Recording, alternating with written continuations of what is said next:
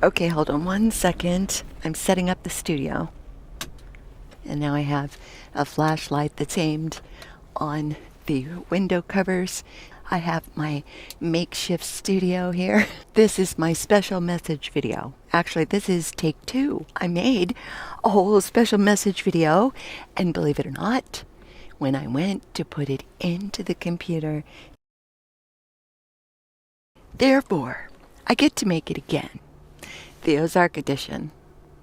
Remember that? The comments on this video blew my mind.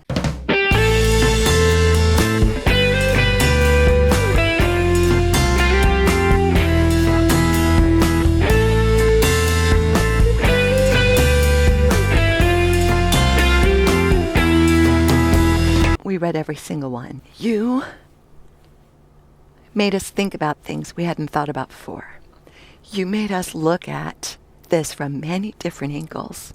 Thank you.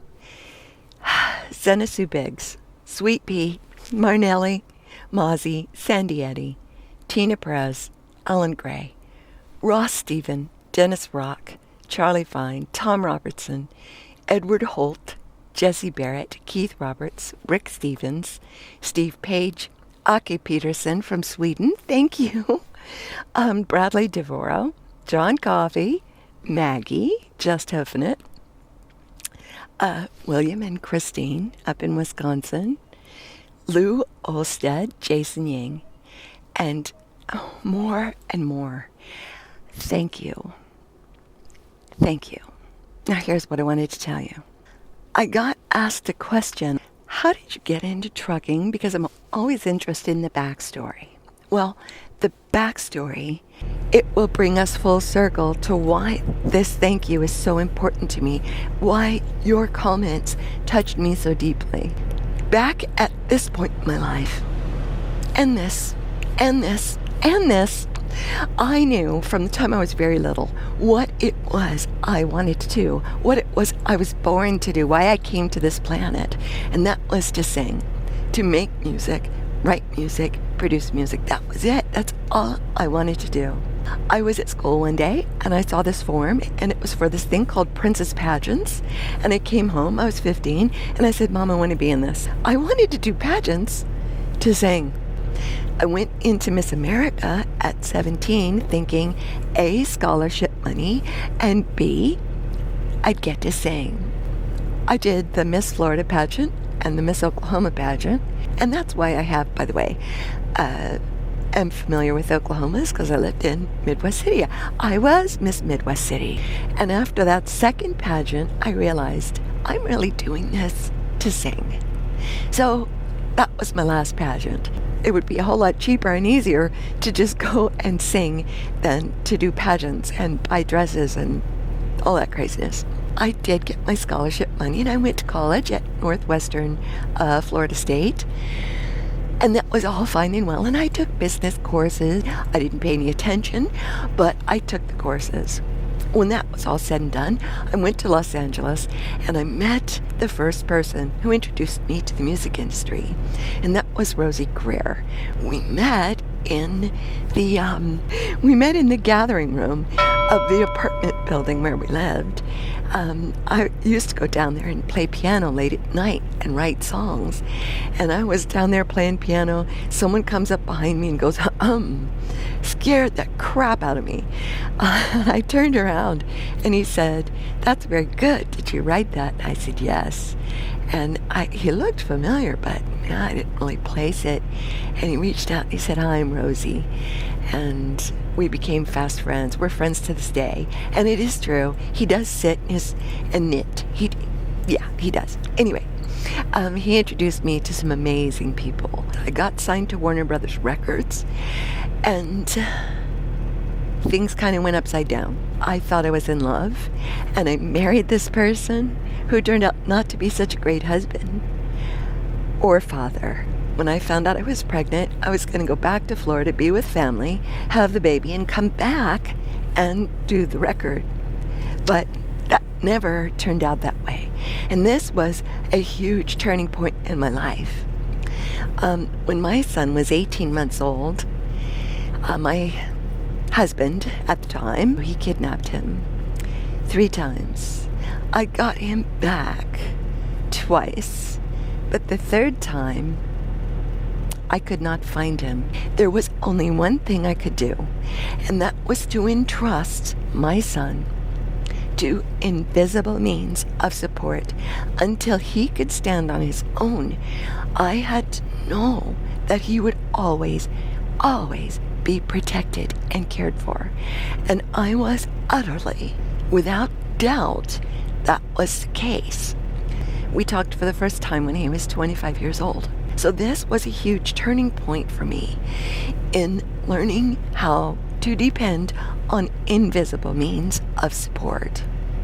A few years later, I went back to Los Angeles and I went back into the music business. I worked with incredible people like Luther Vandross and Elizabeth Taylor. I opened her first ever AIDS benefit, along with Bob Hope and several people from Broadway who were the top singers in New York. Chorus Line, Cats, Annie, and here was little me opening this show. I just was convinced that eventually I would get to that place where I deserved to be as a singer, as a musician. Well, I got another record contract, this time with CBS. Luther Vandross was going to be my producer, and on the way to the studio, the very first day of recording, my manager and Luther were in a car together. There was an accident. My manager was killed. Another huge turning point in my life. Had to come to grips with the fact that there are things that are out of your control, things you can do nothing about. And are you going to quit? Are you going to give up? That question came to me at that time. And I decided no.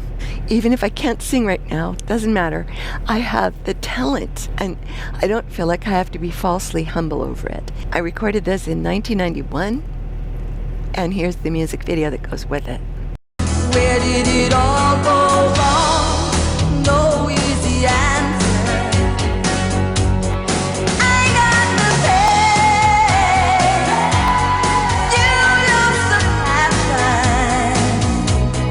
Why do we bruise so easily in the name of love? Whoa, I got the pain, but not forever. Oh no, now you're back and you're down on your knees. You better pray for love. In the year 2000, I left Los Angeles and went to Portland, Oregon to sit in the rain for the next 3.5 years, write music, play in coffee houses, and just get back to my craft. So I recorded a record in Portland, actually 4 records, and the one that was an instrumental I was about to release, we came to San Diego for Jay to do a job, and we got hit at a stoplight. Guy never hit his brakes, hit us from behind. I didn't get to release that record. I also couldn't play piano or guitar, and I couldn't sing because I had a dislocated collarbone, and the doctors couldn't figure that one out for 4.5 years. So it was a rather painful 4.5 years. But I started, since I couldn't sing, I figured I will start a podcast station. And it was called Podsonics, and it was at the very crest of the wave of podcasting. And it exploded into this wonderful online radio station. I got other new artists, and I would play their music and interview them and introduce them to a broader world, a broader audience. And this station just exploded, went into 70 countries. It was amazing. by 2010, I was spending more to keep it going than I was making, which didn't make sense. So I had to let it go. And another turning point in my life. It was such a huge disappointment that it paralyzed me. It knocked me down, really. Jay was working with me the last year and a half because the business had been doing really, really well. So we took him out of the electrical world, which he didn't want to do anymore anyway. And he came into business with me. And then it fell apart, and he had to go back into electrical. This was from 2010 to 2013. He went back to electrical. And in 2013, December of 2013, and I've told you this before, he was doing a side job. His main company didn't have work, and so he went and did this side job. And while he was there, all of his tools were stolen, like $6,000 worth of tools, which made him unemployable. And at the self-same time, we had just purchased a brand new Chevy 3500 HD, which you've seen in the videos. And I was thinking very quietly and cautiously that perhaps I could turn that truck into a small business, maybe expedited freight or something. And I came across the Con-Way videos online for teams, husband and wife, driving a big truck. Now, my grandfather drove a truck for 42 years. My uncle, over 40 years. And 3 of my cousins still drive. One's a flatbedder, one is a bed bugger, and one is a dry van. But I never grew up around trucking. The reason that I was never around trucking was that my dad, Papa Bear, spent 33 years of his life in service to his country in the Air Force, and we moved every 3 to 5 years. So I didn't live around family. So I had no real trucking experience to draw from. I had never been in a semi since I was 6, and I had no one to even suggest it. It just happened. This was another turning point in my life. It was, are you going to quit? And the answer was no. Now, I was paralyzed after the business failure in 2010, and I had done nothing of significance up until 2013. I was just lost. But here comes this opportunity, and failure was not an option. I discovered in the process of doing this job, yes, I asked myself many times, what am I doing here? I'm a singer, a musician, an artist. What am I doing here?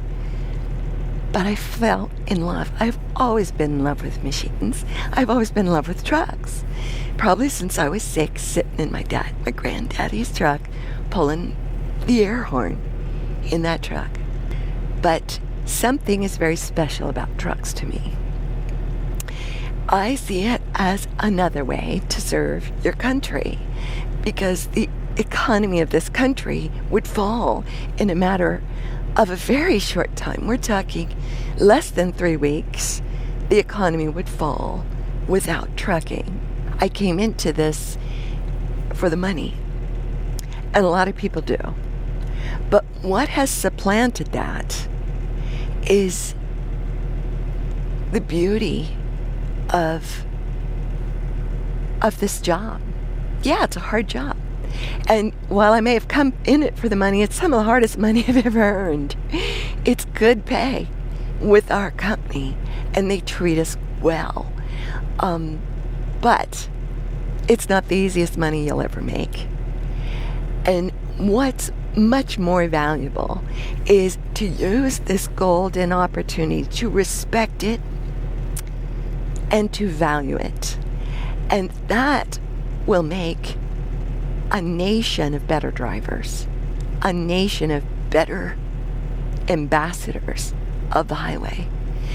But over the last year and a half, I've read 100 books audiobooks.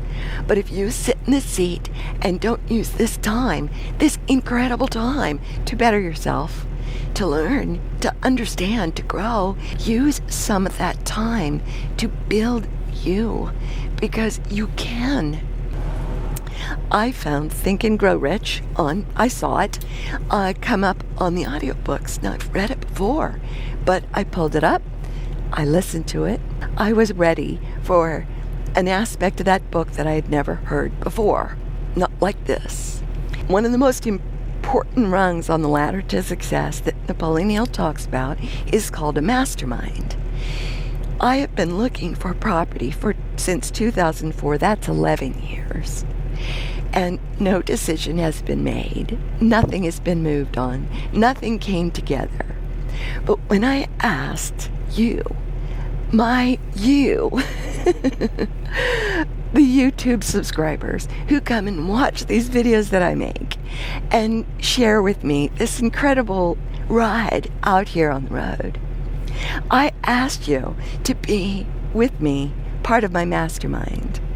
And the perfect property that answered every need that we had, plus so much extra.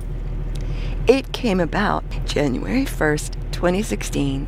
We started this year by signing the contract and writing a check for the first property we have ever purchased. And this will be the first home that Jay and I have ever had, either one of us separately or together. We have never owned a home.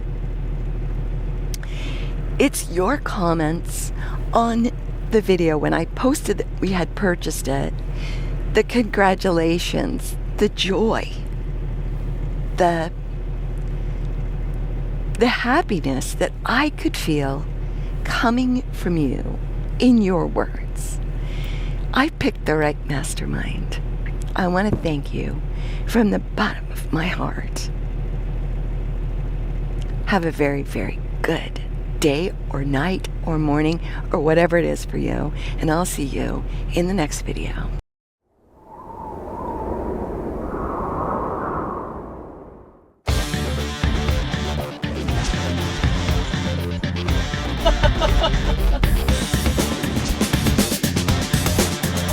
To feel the snow